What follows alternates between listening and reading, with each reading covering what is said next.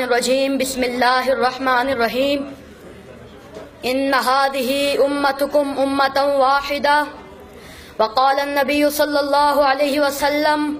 المسلم کجسد واحد صدق اللہ العظیم۔ پھر سیاست چھوڑ کر داخل حصار دی میں ہو، پھر سیاست چھوڑ کر داخل حصار دی میں ہو، ملک و دولت ہے فقط حفظ حرم کا ایک ثمر، ایک ہوں مسلم حرم کی پاسبانی کے لیے،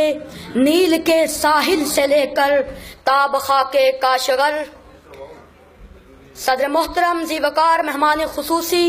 اور معزز سامعین کرام، یہ بات روز روشن کی طرح آیا ہے کہ عالم اسلام کسی ایک خطہ میں محدود نہیں، بلکہ اس کے پرستار ہر بر اعظم میں زندگی بسر کرتے نظر آتے ہیں۔ بالخصوص بر اعظم ایشیا اور افریقہ میں مسلمانوں کی تعداد کروڑوں میں ہے، اور کم و بیش 55 ملکوں پر مسلمانوں کی آزاد اور خود مختار حکومتیں ہیں، جن میں توحید و رسالت کے پرستاروں کی تعداد 1.5 ارب نفوس سے بھی زائد ہے۔ گویا اس کرۂ ارض کا ہر چھٹا آدمی دین اسلام کا پیروکار ہے، مگر مقام صد افسوس یہ ہے کہ امت مسلمہ میں فکر و نظر کی وحدت کا فقدان ہے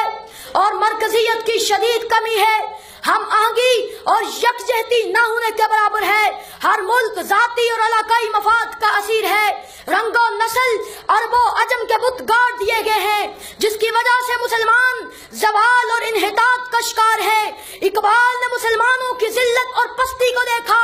اور تاریخ کے اوراق کو کھنگالا۔ اقبال اپنی آنکھ سے اسپین کی بدحالی کو دیکھا، قرطبہ کو دیکھا، قرطبہ کی جامع مسجد کا گھوڑوں کا استبل بنا ہوا دیکھا، غرناطہ کو دیکھا تو تڑپ کر کہا غرناطہ بھی دیکھا میری آنکھ نے لیکن، غرناطہ بھی دیکھا میری آنکھ نے لیکن، تسکین مسافر نہ سفر میں نہ حضر میں، دیکھا بھی دکھایا بھی سنایا بھی سنا بھی، دیکھا بھی دکھایا بھی سنایا بھی سنا بھی، ہے دل کے تسلی نہ نظر میں نہ خبر میں۔ جناب صاحب، آج پوری دنیا کے مسلمان شدت کے ساتھ محسوس کر رہے ہیں کہ عربی اور عجمی کی بنیاد پر تختہ مشق نہیں بنایا گیا، ان کے خلاف لسانی اور علاقائی بنیادوں پر جنگ نہیں کی جا رہی، بلکہ یہ ساری فوج کشیاں، یہ بحری بیڑے، یہ گیسی کٹر، یہ فاسفورس بموں کی برسات، یہ گوانتانامو بے اور ابو غریب جیل کی سزائیں صرف اور صرف اس لیے ہے کہ ہم مسلمان ہیں اور لا الہ الا اللہ پڑھنے والے ہیں۔ مسلمانوں کو غلام بنانے کے لیے یہ سب کچھ کیا جا رہا ہے، لیکن مسلمان مزاحمت کرتے ہوئے کہتے ہیں ہری ہے شاخ تمنا ابھی جلی تو نہیں، دبی ہے آگے جگر مگر بجھی تو نہیں، جفا کی تیغ سے گردن وفا شارہ کی کٹی ہے برسر میدان مگر جھکی تو نہیں۔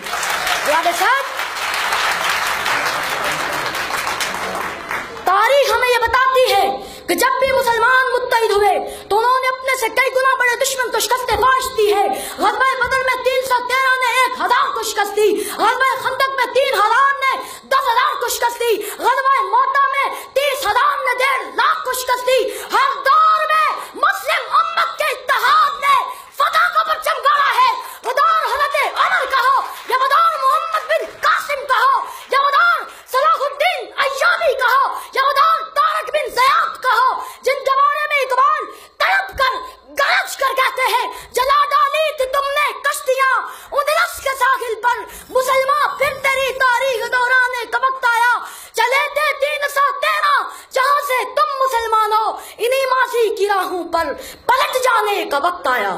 جناب صاحب، فطرت کے تمام مظاہر ہمیں اتحاد اور اتفاق کا درس دیتے ہیں۔ اگر ہم ستاروں کو دیکھیں تو ستاروں کی وحدت شب کے اندھیرے چاک کر کے رکھ دیتے ہیں، سنگریزوں کی وحدت سے کوثر جام لیتے ہیں، قطرے سے دریا، ذرہ سے صحرا، کرن سے سورج کی تابش حاصل کرنے کی قوت بنا جاتی ہے، اور پاؤں کی ٹھوکر سے یہ بات ثابت کی جا سکتی ہے یہ عظمت باطل دھوکہ ہے، یہ صدمت کافر کچھ بھی نہیں، مٹی کے کھلونے ہیں سارے، یہ کفر کا لشکر کچھ بھی نہیں، اللہ سے ڈرنے والوں کو